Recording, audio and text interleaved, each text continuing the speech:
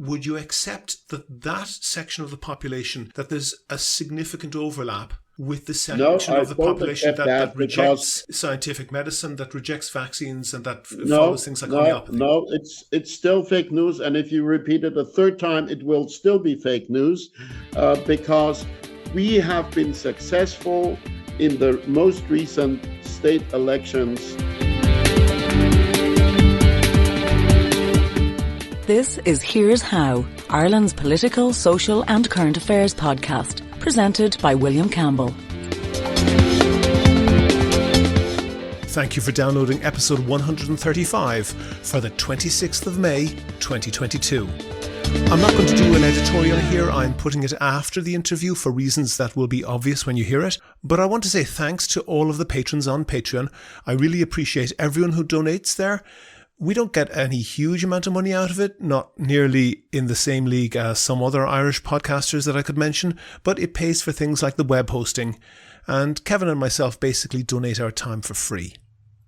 It's also a great morale booster when we get a new patron on Patreon.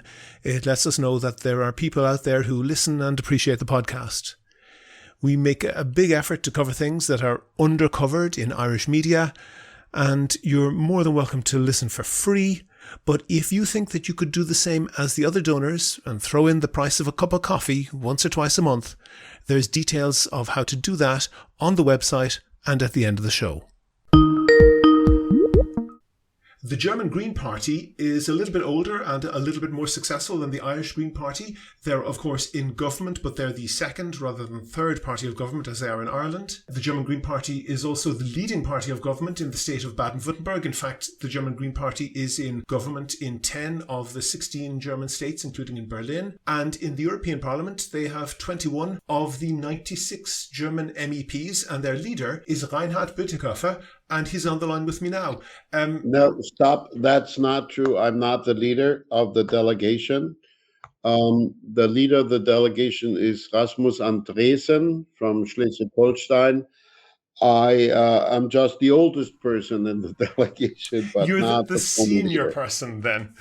I will correct that, excuse me. Reinhard is the senior member of the German Green delegation in the European Parliament. Reinhard, I know that you speak very good English, but I wonder if you can understand Russian at all. And when you see on the news painted on Russian tanks in Ukraine and on warplanes the words "Na Berlinia," what does that mean to you? Well, I must own up to the fact that I did learn some Russian when I was 16 years of age. But that didn't take me far, and there are just very few Russian words that I would recognize, and the words you quoted are not among them. So excuse me. I would be at a loss. Well, then I will translate, and I'm sure you speak way more Russian even than me. But "Na Berlinia" is Russian for "to Berlin," and I'm wondering what message you think that the Russian military is sending when they're writing graffiti on their own military hardware saying "to Berlin." Well, I guess that is a nationalist version of nostalgia. Mm-hmm. The immemorial victory that they are still very proud of was when Russia, together with the United States, France, the UK, and many other allies, defeated Nazi Germany. And in the Bundestag building, we still have to this day graffiti from Russian soldiers that conquered that building in 1945. So we also remember when they last time went to Berlin, and in a way, we're grateful that they helped defeating Nazi Germany. But any comparison between the Germany of 1945 and the Germany of today is, of course, completely misguided. And I would say if you're looking for Nazis today, you would more probably find them in the Kremlin, then you would find them in Berlin. That's really my question. You're comparing and saying there's no comparison with the government of Germany now and the one that was defeated in 1945. How would you compare the Soviet government of 1945 with the current government in Russia? Well, of course, the Soviet government in 1945 was led and controlled and dominated by one person, one dictator, Stalin, Mm-hmm. and he certainly is responsible for literally millions of deaths in throughout his reign. But later, during the Cold War, the Soviet Union transformed into a status quo power. The Soviet Union was willing to make arrangements. That, for instance, in 1975, in the context of the Helsinki process, with regard not only to trade, but also to human rights. And the Soviet Union even willingly consented to the principle that every European country had the sovereign right to decide its own alliances and allegiances. And that is the principle that is now being invoked by the Ukrainian government, that says we are a sovereign state just like any other around Europe, and we want to insist on implementing that principle. Whereas Putin today, Stalin's successor, or maybe I should say the successor to Ivan the Terrible, Putin is a revisionist politician. He is not a status quo politician. He wants to overturn the security architecture that has been developed over the last roughly 30 years. He's a dangerous man with imperialist appetites. What do you think? What do you think about the German government's response to that? Well, that is, of course, hotly debated, not just in Berlin and in Germany, but also in many European capitals, including in Brussels and the European Parliament. Would you agree, And Reinhard? Would you agree that there is a spectrum of responses, and I would not argue that Germany is sympathetic to Moscow, but it's one of the most sympathetic countries in Europe. Isn't that true? That's now not how I would describe the situation. I would say that Germany has harbored many misunderstandings, many illusions about Putin's Russia. Germany has for many years closed its eyes. When I say Germany, I should be more precise. Mm-hmm. The governing parties, the conservatives and the social democrats, and also most of the liberals, were complicit in ignoring the realities that our East European friends tried to point out to us. I would argue that my own party, the Greens, have been more far-sighted.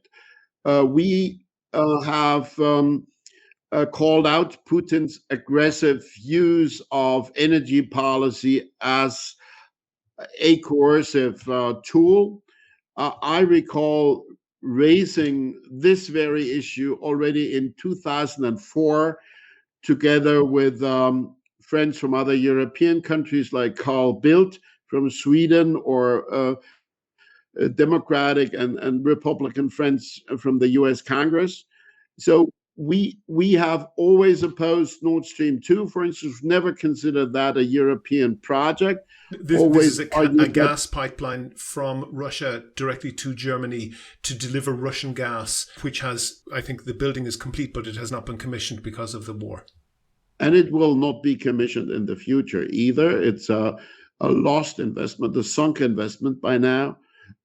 We have been more open to working with our Eastern European partners, even though some of them are really difficult partners, like the Polish. But I would say not all of Germany has been complicit with this long-standing effort to just paint too rosy a picture of German-Russian relations. But now that Putin has indeed done what a lot of people in Germany couldn't have imagined, there has been a turnaround. It's called Zeitenwende in German, and that word means a turn of historic dimension. And I would not argue that we're fully living up to what the word promises, but there has been a decisive shift for decades. Not just the Greens, all German parties, all German democratic parties opposed exporting arms into a hot conflict. That had been a unanimous sort of stance that we took. We did not want to be supplying armaments into a hot war or a civil war. And this has been overturned. We are indeed supplying arms.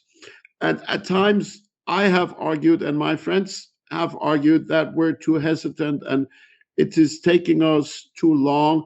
And we're still moving step by step. And Germany is also providing now heavy armaments, which but Germany has been notably reluctant to do this. Boris Johnson visited Vladimir Zelensky in Kyiv. The British have been remarkably to the fore, particularly given the depth of engagement that Russian interests have with the Conservative Party. Britain has been remarkably to the fore in supplying arms to Ukraine. That isn't the case with Germany, and there has been some diplomatic conflict with whether or not Olaf Scholz, the German Chancellor, could visit Kyiv because of the disappointment that the Ukrainians have with the German government. Isn't that correct? Well, that's almost becoming ancient history by today. There was a kind of fallout because the Polish president invited the German president to visit Kyiv together with the presidents of the three Baltic countries, and that had been pre-negotiated by the Polish with the Ukrainians, and everybody who was part of that endeavor understood that this party of five presidents would be welcome in Kyiv. And then in the 11th hour, or even past the 11th hour, all of a sudden, Kyiv signaled that the German president would not be welcome. That happened for a reason, though.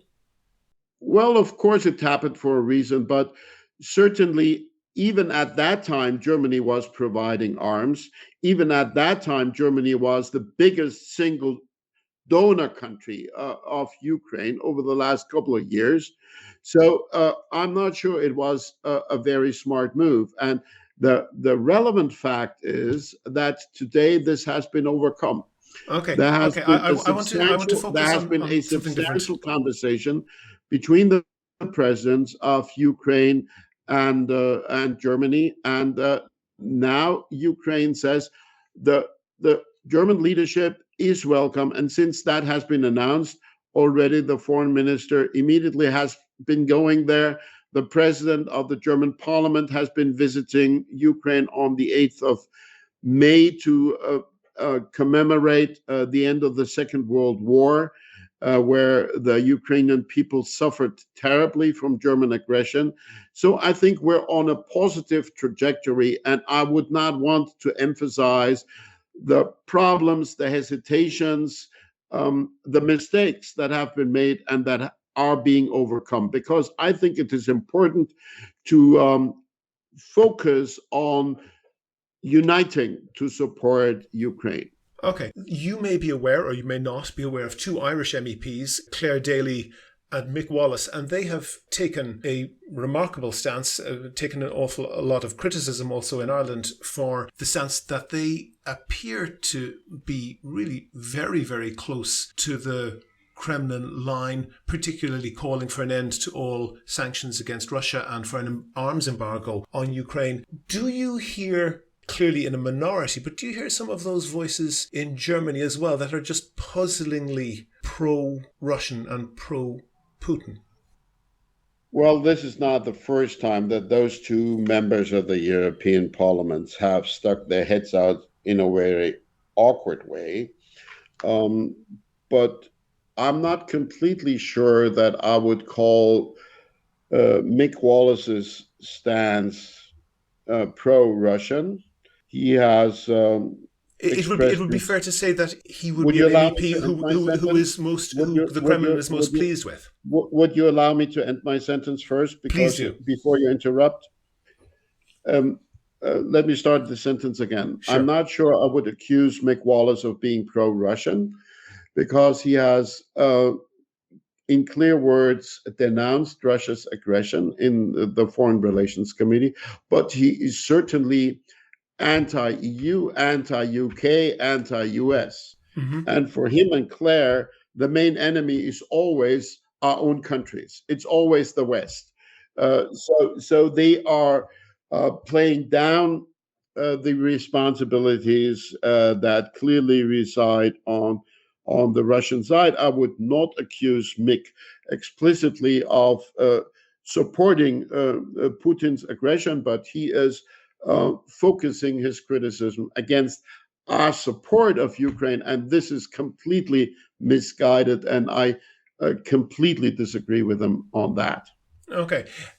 What I'm more interested in, because that's, I think, maybe costing Mick Wallace support in Ireland more than it's gaining him it, and I think it's not terribly constructive for whatever agenda he's pursuing. But it is clear now that for many years, Russian interests, particularly from the Kremlin, have been pursuing a whole range of influence operations. And I wonder, do you think that there are, aside from people like Mick Wallace and Claire Daly, and perhaps there's an element of it in Die Linke party, the left-wing party in Germany, do you think that aside from that, there are people who really have no sympathy with that type of agenda, but have nevertheless promoted points of view that are to the benefit of Russia, or at least are seen by the Russians to the benefit? And I'm thinking particularly in the UK, there seems to have been a lot of covert Russian support for the Brexit movement on one side, and at the completely other end of the political spectrum for the Scottish independence movement. And this is consistent with the sort of doctrine that we've seen coming out of Russia, that they essentially want to promote all sorts of divisions in society. Is it possible Look, that the Green Party I'm not well enough acquainted with what's happening in the UK to really comment on that, but I can comment on what I've seen in my own country. And there, I would say the spectrum of people that have been to the service of Russian interests has been quite remarkable. You have the Social Democratic Prime Minister of Mecklenburg-Vorpommern, who's gone out of her way to help Russia pull off the building of this gas pipeline we spoke about earlier. You have the conservative prime minister of Saxony, who is still opposing European sanctions against Russia. You have the very conservative prime minister from Bavaria, who in January criticized the Green Party's foreign minister, Annalena Baerbock, for being overly critical of Russia. You have a lot of business leaders that have taken stances that are very hard to explain in any rational way. So there has been a high level of, I would even say, complicity that is not just residing on the left half of our society. It's on all sides. And with the exception, I would still insist, of the Green Party. But that is something that we have to look into. And at the moment, everything focuses a lot on indeed trying to help Ukraine to frustrate Putin's ambition.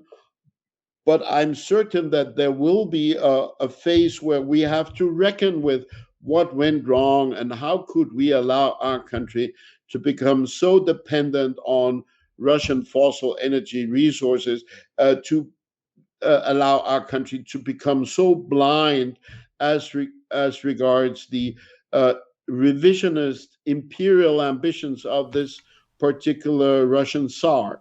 Okay, you say, and you mentioned a number of, as you put it, very difficult to explain positions that people across the political spectrum have taken that are to the benefit of Russia and that would certainly be pleasing to Russia, whatever their motivations are. The Atomkraftausstieg in German means the climb down from using nuclear energy. Germany has been closing down its nuclear power stations. That certainly contributed to the dependency on Russian fossil fuel, didn't No, it? that is nonsense. That is utter nonsense. Sorry. Because when we decided in the early 2000s that we would phase out nuclear, we also laid out a plan on enhancing and promoting energy alternatives, in particular renewable energies. And it was the failure of the conservatives, in particular Mrs. Merkel, first to frustrate the phase out, then to turn around on a heel and to repeat the phase out decision under very much more unfavorable conditions, and then still to insist on hemming instead of promoting the development of renewables. We could have gone way beyond where we are, and we would not be as dependent on Russia's fossil energies if the governments led by Mrs. Merkel for 16 years would not have been so much dragging their feet on the energy transition that we have consistently advocated. But would you accept that, there is energy needed that would not be needed if those nuclear power plants were still going? Well, sorry, you're trying to make a point that makes no sense in the German context. Germany decided for a trajectory of energy transition, and that comes with two sides to the coin. One is phasing out nuclear, one is promoting renewables. And that was a consistent plan, and it had majority support. You should take note of the fact that in Germany, ever since 1987, 2/3 of the population have consistently opposed nuclear. So what we've done is in keeping with popular opinion. It was not a coup staged by somebody. It was delivering what the voters wanted from us, and we had a working plan, not just a pie in the sky. And then consecutive governments led by the conservatives frustrated the second half of the plan, and they are therefore responsible for the calamities that we're now confronted with. Okay. I want to look at the Green Party and its kind of leadership in German society in general. And you're correct to say that the Green Party has been very influential and, for example, a large majority in favour of transitioning to renewable energy and so forth. And also, this is relevant in terms of Russian influence operations. Germany is one of the countries that has probably the strongest faith, and I use the word advisedly, in homeopathy. Germany has one of the lowest levels of, for example, COVID vaccination in the EU. To put that in context, the figures I'm seeing are that about 20% 23% of German people are not vaccinated, comparing to about 7% of Irish people on that. Would you, two parts, would you accept, A, that there is a high crossover between the community that supports the Green Party in Germany and a sort of anti-scientific belief in faith medicine, like homeopathy, and anti-vax feeling, number one? And number two, would you accept that those communities are A, vulnerable to Russian misinformation campaigns, and B, that the Green Party has a responsibility to lead people on that? No, I don't accept it. I think that is fake news. You look at what the Greens have been doing in the parliament and in government, and throughout the pandemic, my party was probably the strictest in advocating that we should follow the science and we should promote vaccination and that we should be strict in fighting against COVID. And we have been targeted the heaviest by the anti-vaccination movement. Mm-hmm. But going beyond the party, I'm talking about the community of Germans. You got nearly 20% of the vote in the recent general election in Germany. So that's a wide stroke of the population. Would you accept that section of the population, that there's a significant overlap with the section of the population that rejects scientific medicine, that rejects vaccines, and that follows things like homeopathy? No, it's still fake news. And if you repeat it a third time, it will still be fake news because we have been successful in the most recent state elections, doing much better than we ever did before on the basis of the policies that we have been implementing over the last 3 years. I'm not denying your commitment to that. Voters are, sorry, I'm talking now. Okay. If you think that voters are stupid and don't recognize what we advocate and vote for Greens because they oppose green policies, well, that's your problem. But that's not my take. Okay, so and just the facts as you understand it, you don't think that those two populations are significantly overlapping? No. Okay, that's fair enough. What I wonder then is... No, you have to stop wondering because I have run out of time. Oh, well, listen, thank you very much for speaking to me. Reinhard Bütikofer, the senior member of the Green Party delegation to the European Parliament, thank you very much for talking to me. Thank you for your interest. All the best. Okay, bye-bye. So, William, a touchy interview, and maybe with good reason. The Greens are only recently back in government. They were out of power for 16 years. So why single out the Greens? Well, first of all, he took the call, which was nice of him, but I suspect maybe he might not be happy with that decision. But I think, in fairness, the Greens have a responsibility. It comes straight from the core of Green ideology to be closing down nuclear power stations and coal power stations.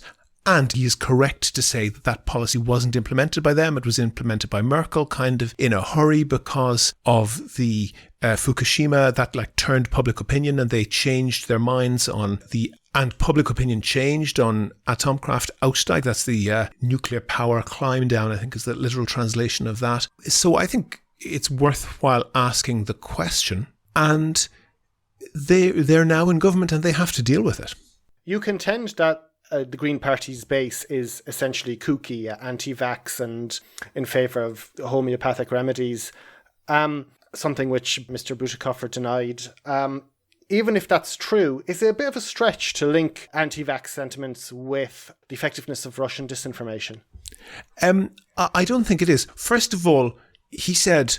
he denied that there was any overlap, even just in the population of people who are Green voters and people who have a kind of anti-scientific view of medicine, particularly anti-vaxxers and people into homeopathy and so forth. That's just not true. It is observably true that there's a high crossover in the support base of the Green Party, not necessarily the membership or the leadership or anything, but in the support base of the Green Party and the people who are suspicious of conventional medicine. And I was surprised he denied that because I think it's something that's just blindingly obviously true. I'm pretty well familiar with German society, and I think I'm in a good position to say that. I don't think that the Green Party has been particularly susceptible to the Russian disinformation about sanctions and about the war in Ukraine. But I think what is happening there, and what I was trying to get to, maybe not successfully, was that if the Green Party are sipping from the well of disinformation about medicine and anti-scientific theories around medicine, then it's very hard for them to turn around and say, no, we have to take other things seriously and not pay attention to disinformation. It's a little bit like being a little bit pregnant. You can't accept into your ideological fold some disinformation and not others. But I think Mr. Bütikofer was reasonable in pointing out that the Green Party have changed from that position pretty radically, and they're by no means the biggest offenders in Germany. The AfD, the far-right nationalist party, and the Die Linke, the far-left party, have much more of a equivocal stance towards sanctions on Russia and supplying arms to Ukraine. Okay, well, anticipating the next question, there are other parties that have, I suppose, anti-vax supporters, and why burden the Greens with responsibility for solving the anti-science problem in Germany? Well, because they're in a leadership position. They're in government. They were in danger of being the largest large party, but they're certainly one of the large parties in Germany, one of the big three parties in Germany now. And I think, when you're in that position, you have a responsibility to lead the public conversation. And I don't get the feeling that the German Green Party is doing that adequately. I think at some level they're definitely trying to move to a position that the war in Ukraine has made it obvious is necessary. But I think perhaps in some levels they are squirming, and in particular in Berlin. The Berlin government is essentially dominated by the Green Party and a fairly left-wing faction of the Green Party and Die Linke, this far-left party. And I have been seeing, and it's really remarkable, and I'll put up the tweets and some screenshots on the notes for the podcast. It was really remarkable that the Berlin police were enforcing a rule against what they called extremist symbols at demonstrations around the 9th of May, that's to say the Victory Day for the end of World War II. They were enforcing not allowing people to fly the Ukrainian flag, just a simple Ukrainian flag with no symbols attached at all, to the extent that they were confiscating clothes from people who were wearing perhaps a yellow and green clothes, and they were confiscating them, while at the same time allowing people, and there were pictures posted online, allowing people to fly in the streets at demonstrations and so forth, the Soviet flag, the Russian flag, and even flags of these Donetsk and Luhansk People's Republics, these areas that have been under Russian control in the east of Ukraine since 2014. Okay, thank you, William. Here's How is Ireland's political, social and current affairs podcast. Go to the website for sources and references from the show. While you're there, you can like the show on Facebook, follow the show on Twitter at Here's How Podcast, and follow Reinhard Bütikofer at Buti, that's Bueti. A good chunk of that is in English. And you can get in touch if you can suggest a guest or a topic for the next show. And thanks again to all of the patrons on Patreon. As I said, we don't get anything like what some other podcasters that I could mention get, but basically it pays for things like web hosting. We basically do the podcast for free, but if you could do the same as the current patrons and donate the price of a lottery ticket once or twice a month, please do go and sign up at patreon.com/Here's How. That link is on the website. Also there you can find out how to subscribe to the podcast for free on your computer, on your phone or by email. All that information is at www.hereshow.ie. On the next podcast, I'll be talking to Frank Armstrong of the Cassandra Voices magazine. That'll be up on Thursday, the 9th of June. The Here's How podcast is produced and presented by me, William Campbell. The assistant producer is Kevin Wolf. Thank you for listening.